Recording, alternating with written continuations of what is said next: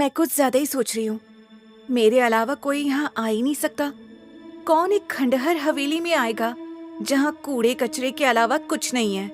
रक्षिता ने एक बार फिर गौर से उस अंगूठी को देखा तो अब वो जो लाल रंग के हीरे थे, अब वो भी बाकी हीरों की तरह चमकने लगे थे। कुछ तो अजीब सा है इस अंगूठी में। अचानक ये हीरे कैसे चमकने लग गए? और ये अंगूठी है किसकी? दादी को तो मैंने इसे कभी पहनते हुए नहीं देखा। तो फिर ये अंगूठी उनके संदूक में क्यों रखी है? ये चमचमाती अंगूठी रक्षिता को अपनी ओर खींच रही थी। कुछ पल के लिए रक्षिता सम्मोहित हो गई थी। उसे कुछ आवाजें सुनाई दे रही थीं। अंगूठी को पहन लो, मुझे पहन लो, मुझे अपनी उंगली में पहनो, मुझे अपनी उंगली में पहनो। धीरे धीरे आवाजें तेज होती गईं और सम्मोहित होकर रक्षिता ने उस अंगूठी को अपने दाहिने हाथ की बीचों बीच वाली उंगली में पहन लिया।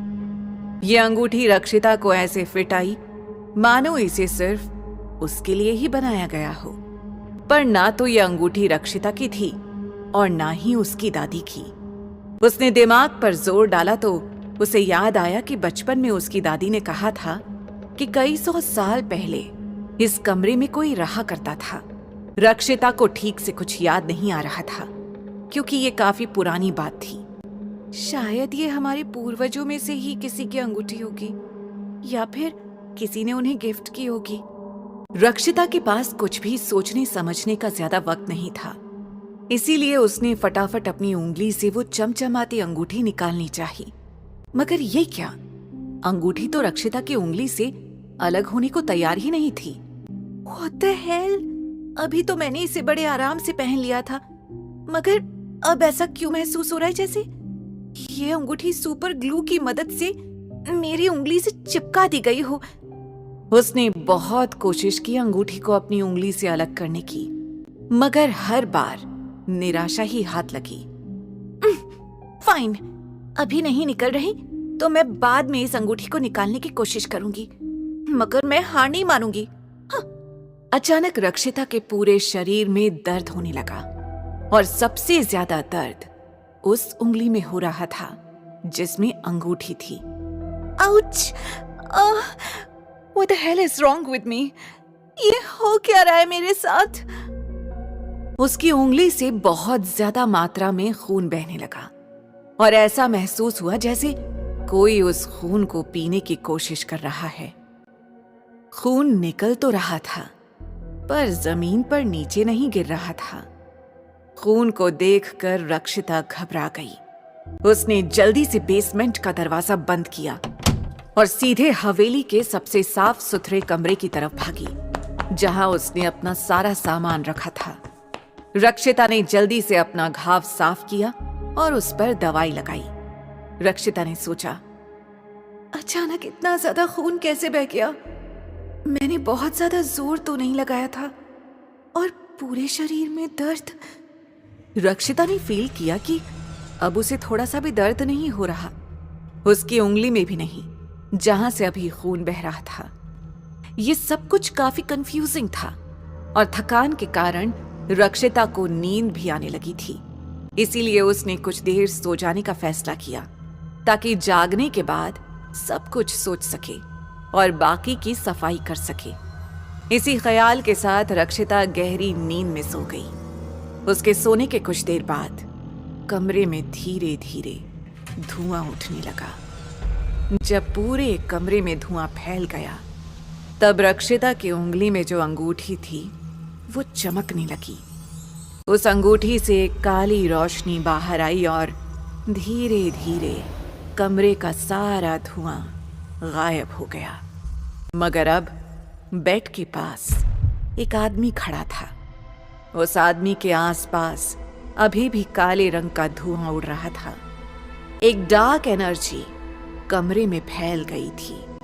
वो ऊपर से तो दिखने में इतना ज्यादा हैंडसम था कि उसे देखकर कोई भी लड़की उसकी दीवानी हो सकती थी, मगर अगर ध्यान से देखा जाए तो उसकी लाल आंखें और डार्क ऑरा को देखकर किसी का भी डर के मारे बेहोश होना पक्का था। ये आदमी यक्ष था जो कई हजार साल से इंसानी दुनिया में रह रहा था। यक्ष बहुत ही ताकतवर था और कई अनोखी शक्तियां उसके पास थीं।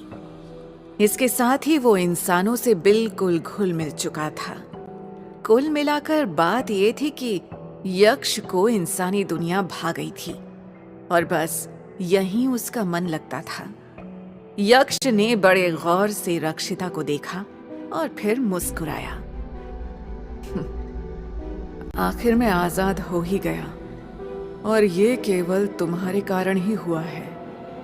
मुझे आजाद करने के लिए तुम्हारा बहुत बहुत धन्यवाद। यक्ष रक्षिता के बारे में जानना चाहता था।